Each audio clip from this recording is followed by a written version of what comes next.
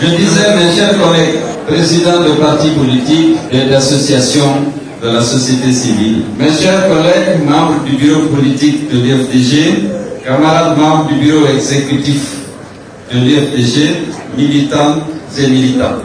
Aïleke.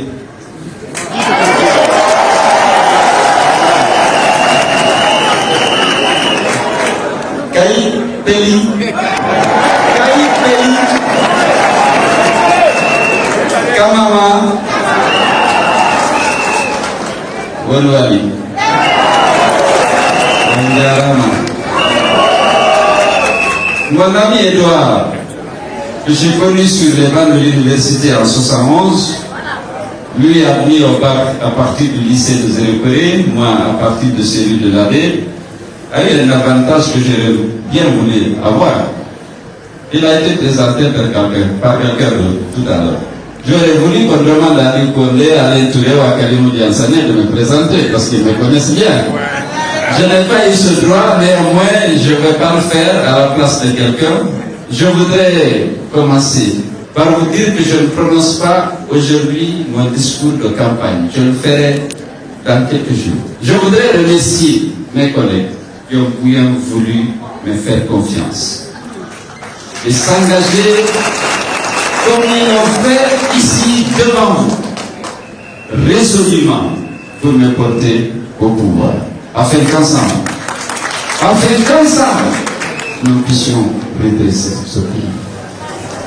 Notre pays a besoin de redressement moral, il a besoin de réconciliation, il a besoin de développement, il a besoin d'une démocratie apaisée.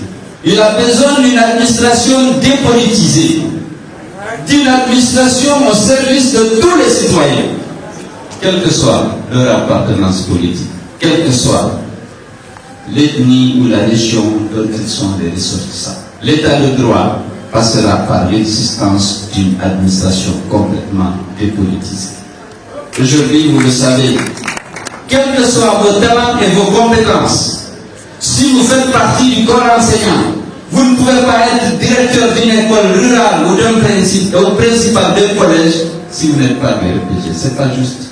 Il y a des carrières qui ont été brisées, des cadres compétents qui ne voulaient pas faire de la politique, qui voulaient être au service de la nation, en mettant leur talent au service du pays. Ils sont écartés parce qu'ils ne sont pas BEPG.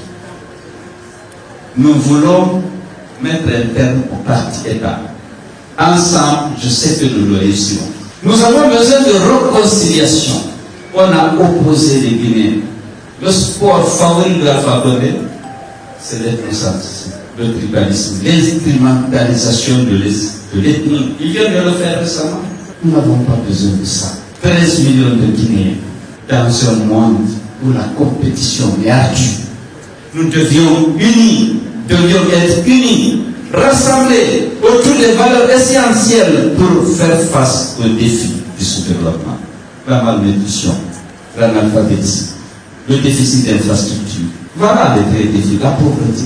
Cette équipe que je vois autour de moi, unie autour des valeurs essentielles que je viens de rappeler, émise par la volonté d'apporter une contribution à la libération de notre pays, de la misère, du mensonge, je suis sûr que nous pourrions relever le défi. Mais il y a des conditions. C'est vrai, M. Alpha Condé est décrié aujourd'hui, rejeté partout, pas seulement à cause du troisième mandat, mais aussi par le bilan catastrophique en 10 ans, il a fait reculer la démocratie. Il a violé de manière récurrente les droits humains. Il a divisé le peuple de Guinée. Et il n'a rien fait. En 10 ans, ils ont fait moins de 150 km de nouvelles routes de Guinée. Moins de 150, je le ferai bien là.